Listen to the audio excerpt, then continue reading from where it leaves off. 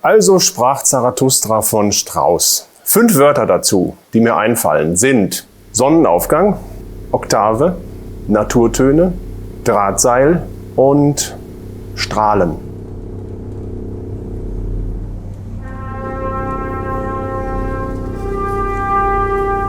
Wenn ich diesen Anfang spiele, ist es so, dass man 4 Takte, bevor es losgeht, das Kontrafagott vor sich, die Orgel etwas weiter weg, in den tiefsten Registern wahrnimmt. Das ist ein schönes, intensives, leises Brodeln. Da entsteht eine gewisse Nervosität. Und auf dieses leise Murmeln, Brodeln kann man dann diese Naturtöne C, G, C legen. Und zwar im Piano mit 4 Trompeten. Das ist ein sehr besonderer Anfang. Es gibt wenige Anfänge, die wirklich für die Trompeten so besonders sind und auch gefühlsbeladen sind in einem großen Stück.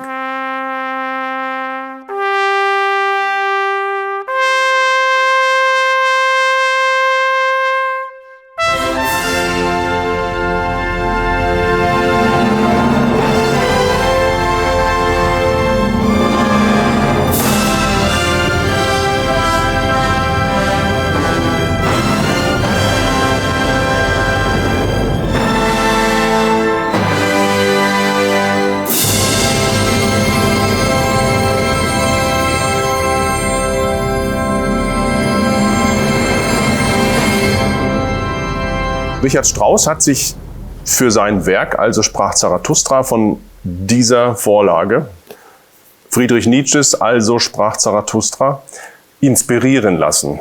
Dort gibt es ja verschiedene Kapitel, die auch dann quasi ins Stück übernommen wurden.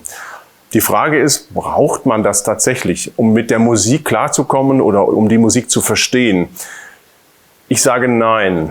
Nietzsche spielt nur die Rolle des Impulsgebers und die Philosophie dahinter, glaube ich, braucht man nicht, um das Werk zu verstehen.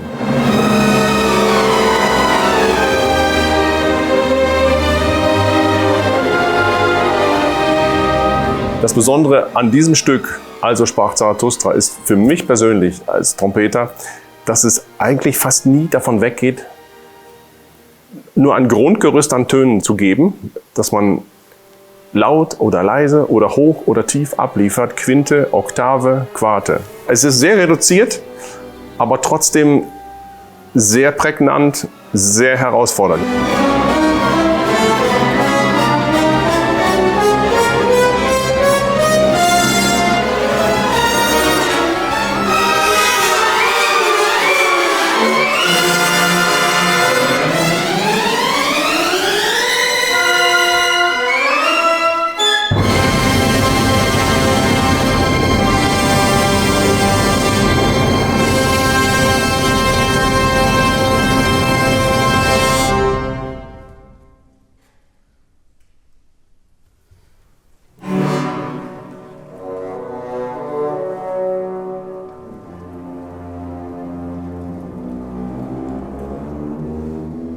Also man sitzt dort und hat vorher im Fortissimo zusammen mit dem Orchester gespielt.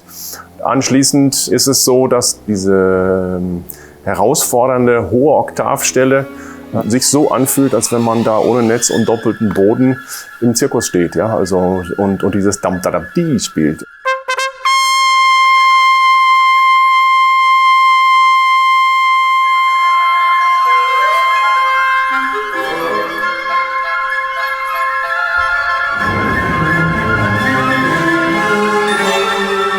Ein Trompeter ist nie verdeckt im Orchester. Jede einzelne Stelle ist hörbar und wird wahrgenommen und eben auch bewusst wahrgenommen, weil der Komponist die so einsetzt.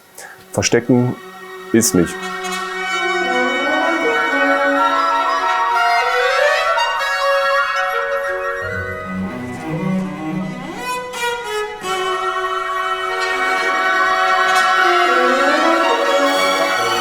Für mich persönlich ist das Packende an Also sprach Zarathustra die trompeterische Herausforderung, gepaart mit spektakulärer Musik. Und an diese Aufführungen erinnert man sich. Und zwar an alle, an jeder einzelne.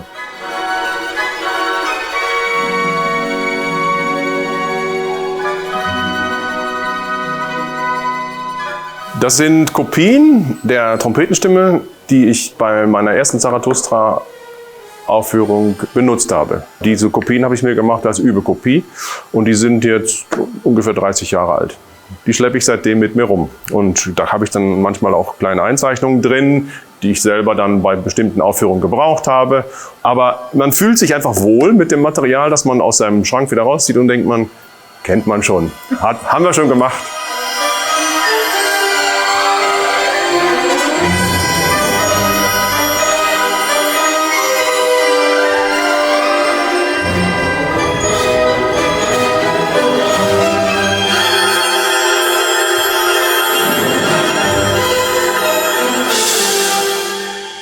Im Laufe meiner beruflichen Karriere ist es so natürlich, dass man mit einem Stück wie Also sprach Zarathustra anders umgeht. Am Anfang, sagen wir mal bei der ersten, zweiten Aufführung, sitzt man dann da und sieht eigentlich fast nur sich und seine Stellen, seine Trompete, seine Passagen, die man zu spielen hat und ist vielleicht auch noch viel nervöser, als das jetzt nach tatsächlich schon auch 30 Berufsjahren der Fall ist.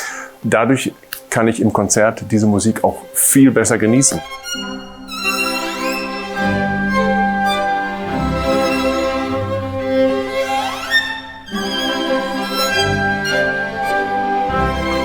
Der tänzerische Teil im Zarathustra ist für mich auch eine Passage, wo ich dann auch vielleicht wegkomme von diesen waghalsigen Geschichten, die vielleicht am Anfang da waren und diesen besonderen Stimmungen. Aber nicht, weil ich denke, ich gehe jetzt feiern, sondern weil ich denke, das Stück kommt langsam zum Ende. Auch dieser Konzertabend wird vorbeigehen und zwar schön vorbeigehen. Es ist eine schöne, gelöste Stimmung auf der Bühne, wenn die Musik gespielt wird in dieser Passage. Aber es kommen dann schon noch ein paar Stellen und die sollte man eben genauso ernst nehmen wie das, was vorher war. Der Strauß kann einem auch gegen Ende des Stücks noch ein Beinchen stellen.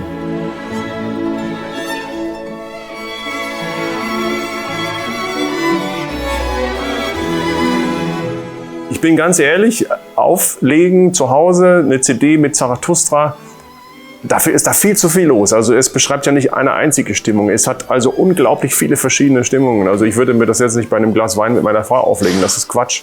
Ansonsten natürlich würde ich mir das sehr gerne auch in einem schönen Konzertsaal zu Gemüte führen, ganz klar. Diese Stimmung, diese Umgebung braucht man, glaube ich, schon dafür.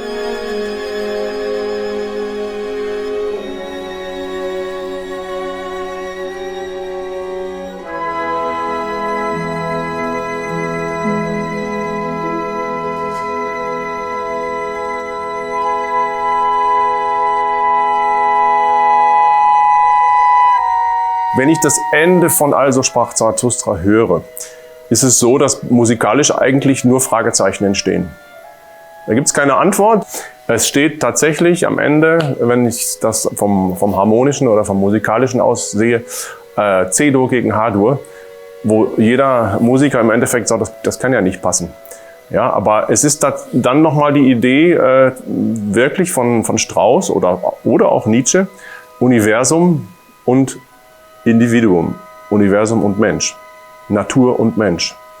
Und ich könnte es oder empfinde es vielleicht auch manchmal so, der Mensch ist tatsächlich nicht ursprünglich Teil des Universums oder der Natur, sondern den haben wir da jetzt reingepackt und irgendwie passt das nicht richtig.